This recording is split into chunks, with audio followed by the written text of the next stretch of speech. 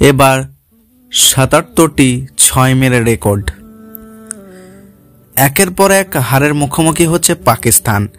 বিশ্বকাপ ব্যর্থতা ভোলার মিশনে তারা প্রথমে অস্ট্রেলিয়ার বিপক্ষে ৩ ম্যাচের টেস্টে ধবলধোলাই হয়েছিল। এবার নিউজিল্যান্ডের বিপক্ষে টানা দ্বিতীয় টি-20তে হেরেছে শাহিন আফ্রিদির দল।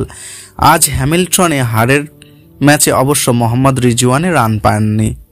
৫ বলে মাত্র ৭ রানে বিদায় নেন তিনি। তবে এদিন হাঁকানো একমাত্র ৬ দিয়ে ডানহাতি এই ব্যাটসম্যান পাকিস্তানের হয়ে রেকর্ড গড়েছেন।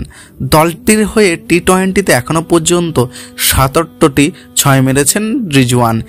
এই কীর্তি গড়তে তিনি ৮৭টি টি-20 ম্যাচ খেলেছেন। তবে টানা ২ ম্যাচেই বড় ইনিংস খেলতে পারেননি রিজওয়ান। প্রথম টি-20তে তিনি করেছিলেন ২৫ রান। তবে ৬-এর রেকর্ডে তিনি আজ পেছনে ফেলেছে পাকিস্তানের সাবেক তারকা ব্যাটসম্যান ও বর্তমানের প্রধান কোচ এবং টিম ডিরেক্টরের ভূমিকায় থাকা মোহাম্মদ হাফিজকে। সাবেক ডানহাতি ব্যাটার ১১৯ ম্যাচে মেরেছেন ৭৬টি ৬। পাকিস্তানের হয়ে আন্তর্জাতিক ক্রিকেটে সবচেয়ে বেশি ৬ মারার তালিকায় তিনি আছেন শাহিন আফ্রিদি।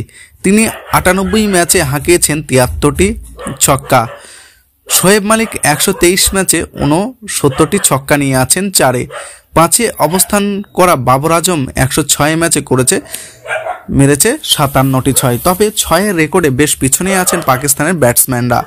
দলটির সর্বোচ্চ ৬ হাঁকানো রিজওয়ান সব মিলিয়ে আন্তর্জাতিক টি-20তে ৩২ নম্বরে আছেন।